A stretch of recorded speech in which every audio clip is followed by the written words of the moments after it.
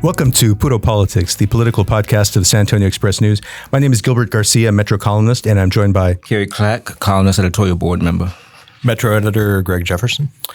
And we're a week into city voting, and next week we'll have a recap for you on the results. The election day is Saturday, but there's a lot happening at the state capitol. There have been more than 8,000 bills filed this year during the state legislative session, and the city of San Antonio has been tracking roughly like 1,500 of them.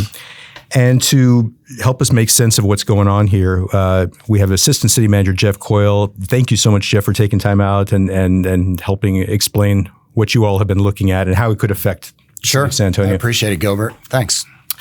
One bill that I know concerned you all early on, and we'll talk in a minute about where things stand with it. Is a SB 1110, which came from Senator Charles Schwartner from Georgetown. And I think he was motivated by the fact that the city of Austin, like San Antonio, they have a municipally owned electric utility, and they had a recent rate increase there.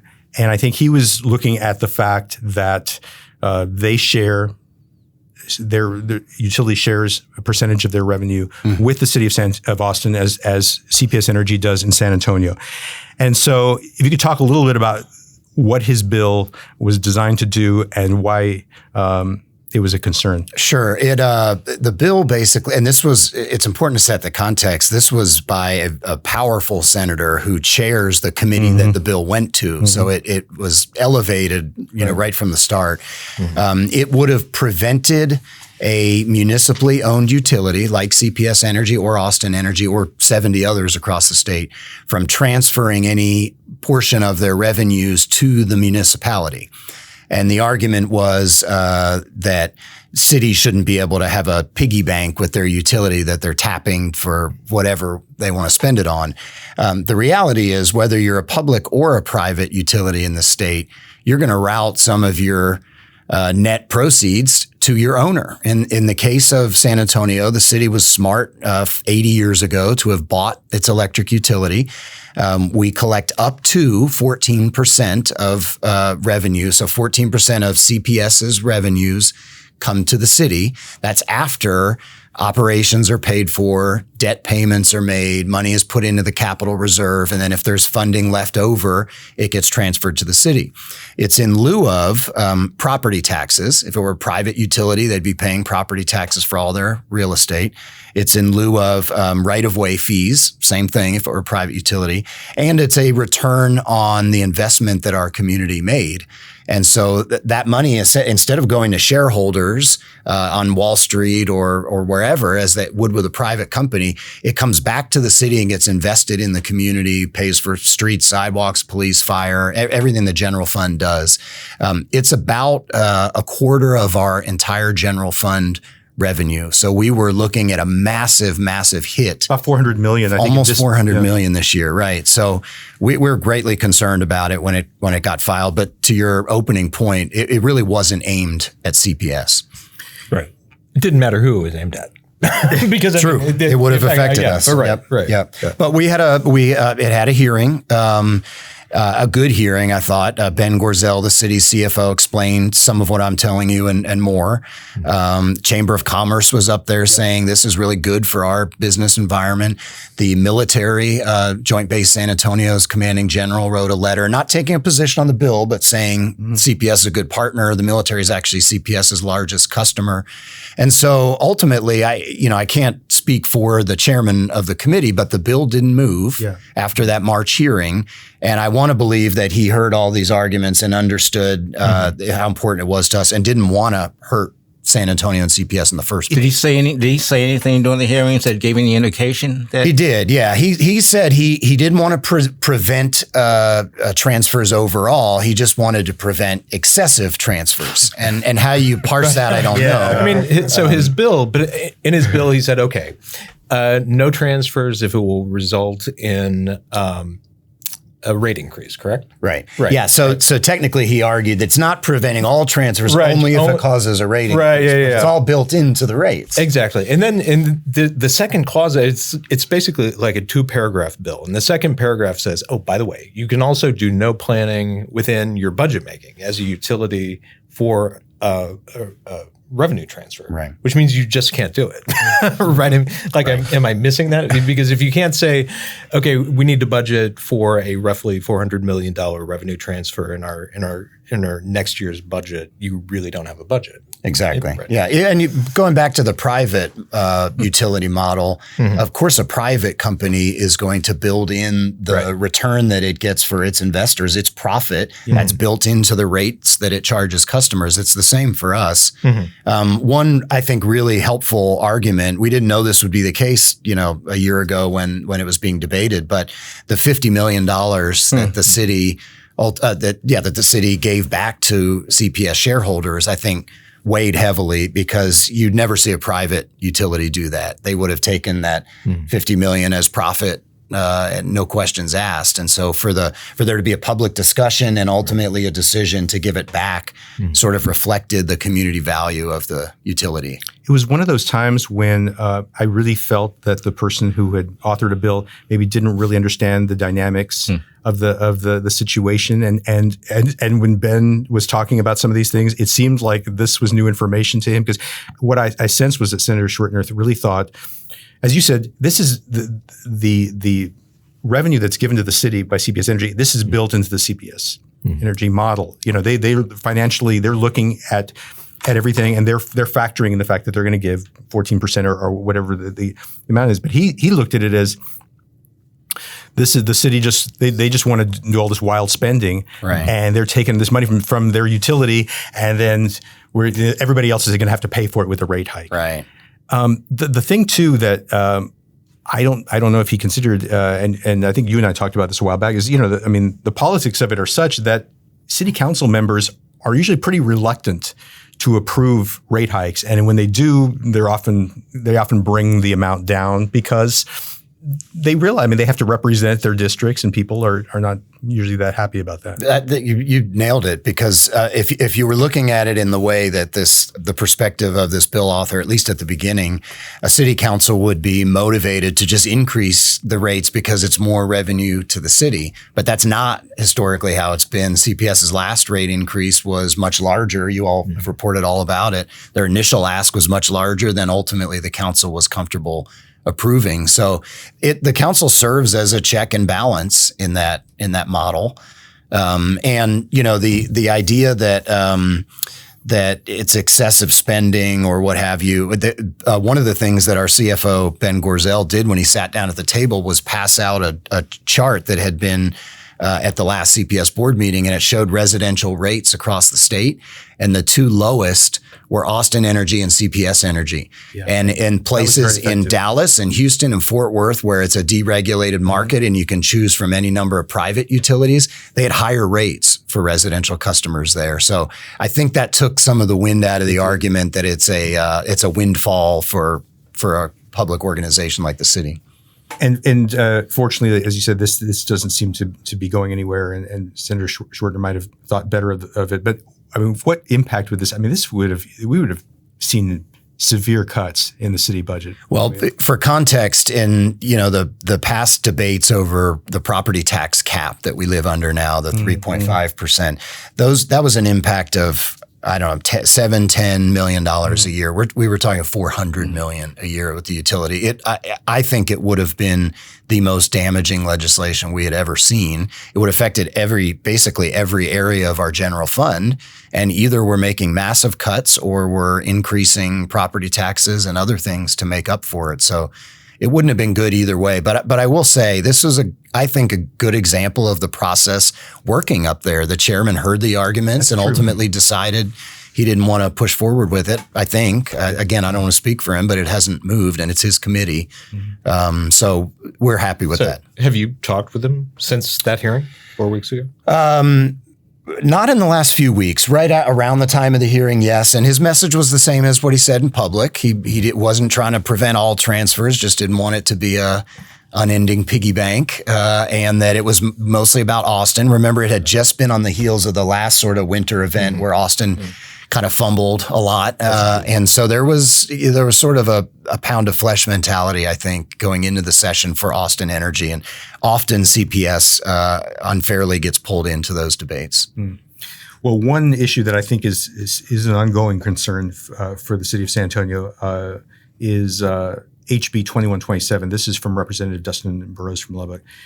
And as I understand it, this is about local control, and which has been an issue that's flared up in Austin quite a bit in recent years. And this would prevent cities from passing or enforcing any ordinances or orders or rules unless there's something in the state code statute that would authorize it. Can you talk a little bit about what the real world impact would be to San Antonio? Sure. It's a really complicated bill because of the vagueness in which it's written. It essentially says if there is a field, which we assume to mean an industry or a practice, if there is a field covered by one of 9 state codes, books of statute. So if there's a state, there's an ag code, a natural resources code, a finance code. If there is a field covered by one of those codes, then the city cannot regulate it unless given explicit permission. And so I'm not exaggerating when all of the cities across the state were spending weeks going through all the state law and ordinances and trying to figure out where they're. And, one example, I testified at that hearing, and one example I gave is heavy truck drivers are licensed under the transportation code. We have ordinances that say you can't park your heavy truck in front of the airport or drive through the middle of downtown. So can we not regulate that anymore? And the reality is there was no answer to that question because the bill it's not clear. And the way the bill purports to resolve it is that any resident or business in the county can bring a lawsuit against the city to challenge an ordinance, and then it would be fought over and ultimately resolved in the courts.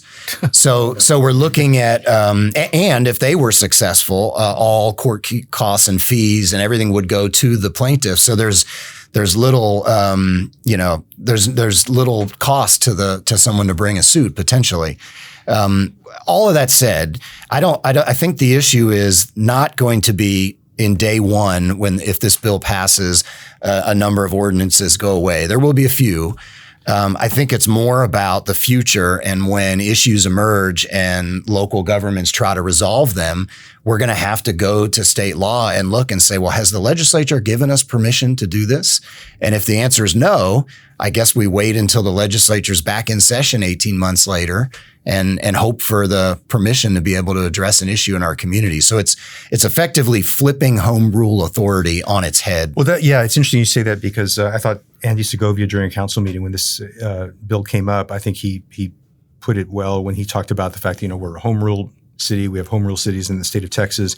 And under that, under home rule, that means a city can pass an ordinance or a rule unless there's something in the state code specifically preventing it. And he said this is going to flip it so that cities will be prevented from passing anything unless the state code specifically allows for it. That's exactly right. Yep. That just seems like it's rife with problems.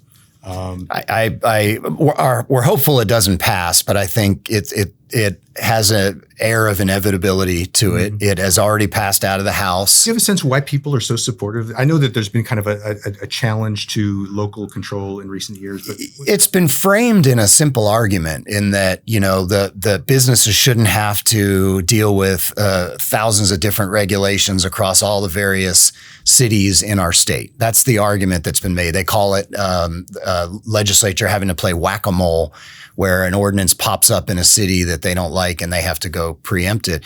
But when pressed on it, the only examples they really gave were the paid sick leave issue, which has long since been decided by the courts. We don't have a paid sick leave ordinance in San Antonio or Austin or anywhere else. And a couple of issues like plastic bag bans in Laredo and gas lawnmower ordinance in Dallas. Generally, those kinds of issues get dealt with either by the legislature narrowly preempting it and prohibiting a local government from regulating, or it gets fought over in the courts and resolved that way. This is taking the opposite approach and saying instead of having all those individual arguments, let's just blanket preempt the entire state, and then we won't have all these differences. And so there's also politics involved. The author of the bill is the chairman of the Calendars Committee. Calendars Committee sets every bill for a vote on the House floor. So every one of the other 150 members who wants a piece of legislation to make it to the floor has to go through that chairman's committee. He's got quite a bit of leverage, in other words. Right. So the likelihood of people standing up to him and saying this is a bad idea was not very high in the House. It's now moved over to the Senate, and we'll see what happens. Where does this obsession with the state's encroachment on local control stem from? I mean, it seems like after George Floyd, we had a lot of talk when it comes to defunding the police. But Right. Does it go deeper than that? Is there a certain period where you can see where this became more of an obsession? This is, you summed it up perfectly. It does seem to be an obsession. This is my 6th legislative session now, and it has gotten progressively worse over every session, meaning the fight between states and cities. I think it's pure politics for the most part. It's cities that, and we up there are very nonpartisan. We're representing San Antonio, but the reality is the state leaders who are often conservative Republicans see the big cities that are often led by Democratic, nonpartisan, but more liberal leaders. And it's become sort of a clash of ideas. And the irony, though, is that without Dallas, Austin, Houston, San Antonio, El Paso, Corpus, where would the state be? I mean, that's where all of the economic growth is. It's what makes Texas, in many ways, not to disparage any of the smaller areas, but we have 4 or 5 of the top 10 cities in the country in Texas, and yet our state government is at war with us all the time. It felt like the non-discrimination ordinance 2013. That seemed to be like a really big issue. I mean, I don't know that it was a turning point because I think this was probably happening already, but I think that was one where you saw like a backlash among.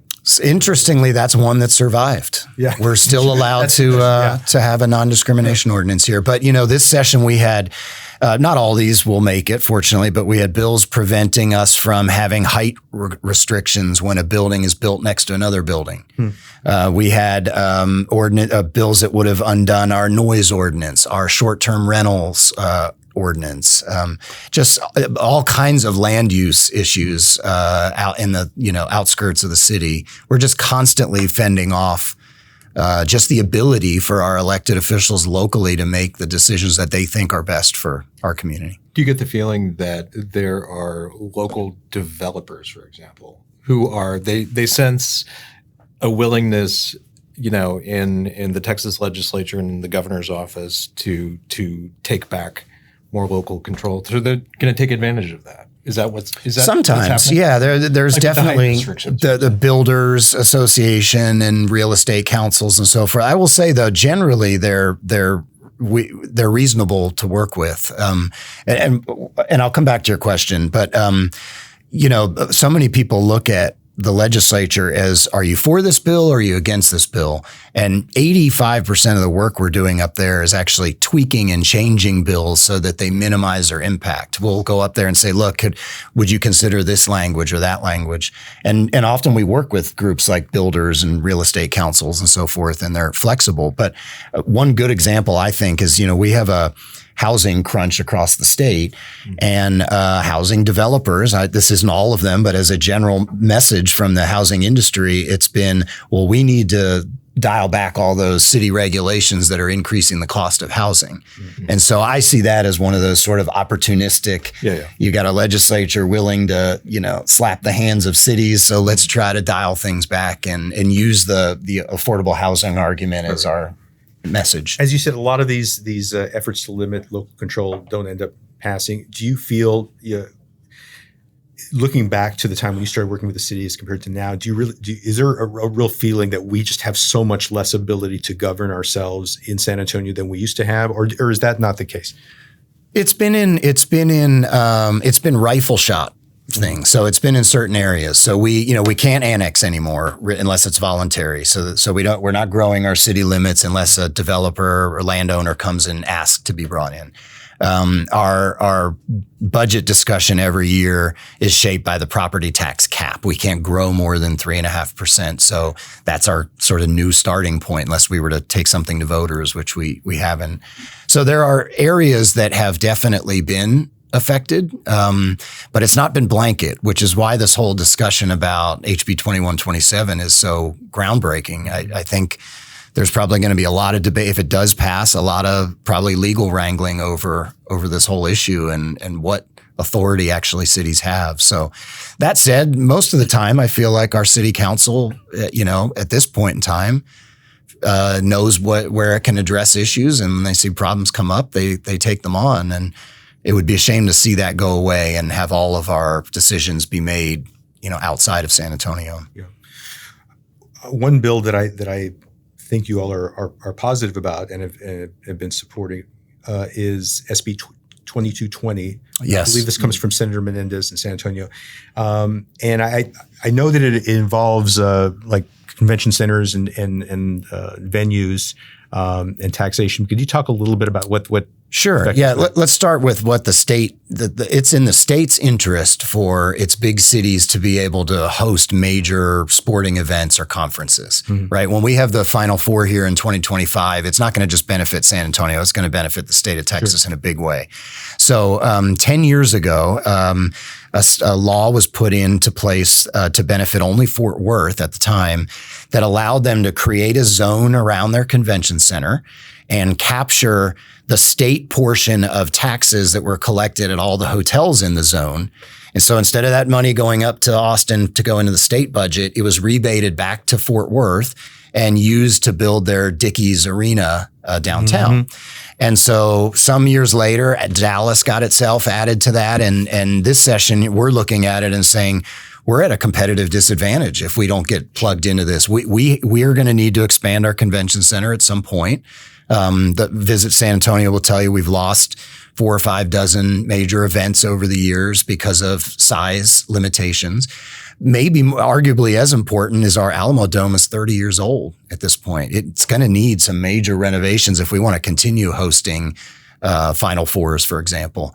So we're trying to get ourselves written into that statute where, again, we would capture a portion of the state taxes that would otherwise go to Austin and allow them to be reinvested in our visitor facilities and industry here. So it's made it out of Senate committee. It's pending a floor vote in the Senate probably this week, and then it's going to be a mad rush in the final month to try to get it through the House. What's your guess? I mean, does it look pretty good?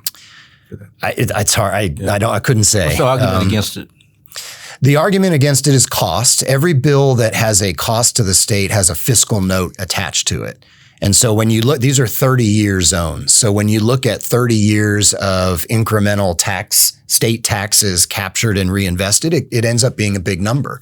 And there's been some hiccups with this. The comptroller's office wrapped Houston and San Antonio into the same fiscal note, which it was originally a bill to benefit both cities, and now it's just San Antonio. So we're paring it down and hoping to get it to a number that the legislature will bite off on. But that ultimately is the argument. It's really a hollow argument when you look at 2 big cities in Texas that already have the tool. There's no justification for a policy that benefits some cities and not others. And Houston's the biggest city in the state. They won it this session. San Antonio's second. Ahead of Dallas, ahead of Austin, ahead of Fort Worth in terms of population. So we think there's no reason why we shouldn't have the same tool. And I think you said Barbara Gervin Hawkins is carrying it in the House. She's agreed to. I hope I'm not preempting her. But there's so much preemption happening. I know she's on Ways and Means, which is the taxing committee that will hear this. And so the mayor has talked with her, and I think she's excited. And it hasn't gotten over to the House yet, so there's no formal sort of sponsoring of it yet. So we just had the expansion of the convention center really opened in 2017? I'm not sure of the date. Yeah, I think it was in. So what again is the justification for another expansion, and how quickly is this? continuing to compete for major events. I think Visit San Antonio Mark Anderson would probably be able to speak to it better, but we were up at the Capitol with him not too long ago, and he was talking about a conference, ophthalmology conference, I believe, that hadn't been to Texas in 20 years. And we bid on it and didn't get in. I think it went to Chicago or Orlando or somewhere else. And it was a size of the facility issue, the available space for the size of the event. And so when you look at it from a state standpoint, that's, millions upon millions of dollars that went somewhere else and not here. So we want to be able to continue to compete for the big events and draw the 20, 30 member conventions here. And that means continuing to, expand and improve our facilities. Is the city at all starting to plan for an expansion? We don't have any specific plans yet. I think part of this idea was to have the tool in the toolbox to be able to start to have that conversation. So we haven't talked to the council about expanding. There's been no proposal on the table yet, but we know it would be much harder to do without this kind of tool in state law. Before we wrap things up, I want to kind of get your thoughts on something. This might not be one of the bills or issues that the city has been looking at as closely as some of the others. But as you know, there's been this kind of battle between Lieutenant Governor Dan Patrick and House Speaker Dade Phelan over competing sort of tax relief bills. And Lieutenant Governor wants to increase school district homestead exemptions from $40,000 to $70,000. I think it would be $100,000 for those 65 and over. And then the speaker wants to, lower the appraisal cap to be from like 10% to 5%. And former President Trump has weighed in on it, and he's backing Dan Patrick's plan. And he said that he's referred to California Dade and his plan being a disaster. And the reason I was asking about it is because my guess is that because the Lieutenant Governor's plan involves school district taxes, it wouldn't have any effect on the city of San Antonio. But I wondered, and maybe I'm wrong about that, but I wondered if Speaker Phelan's plan, because it does have an appraisal or affects the appraisal cap, is there going to be an impact on city revenue? And I wondered how you all are viewing that. There would be an impact. There would be an impact on every taxing entity. So, if you look at your tax bill, there's the city, the county, the school district first. That's more than 50% of it. But then the city, the county, the river authority, the hospital district, all of them set their rates against the appraised values of properties. Sure. So lowering the appraisal cap, essentially the amount the appraisal can go up, would have an impact on us.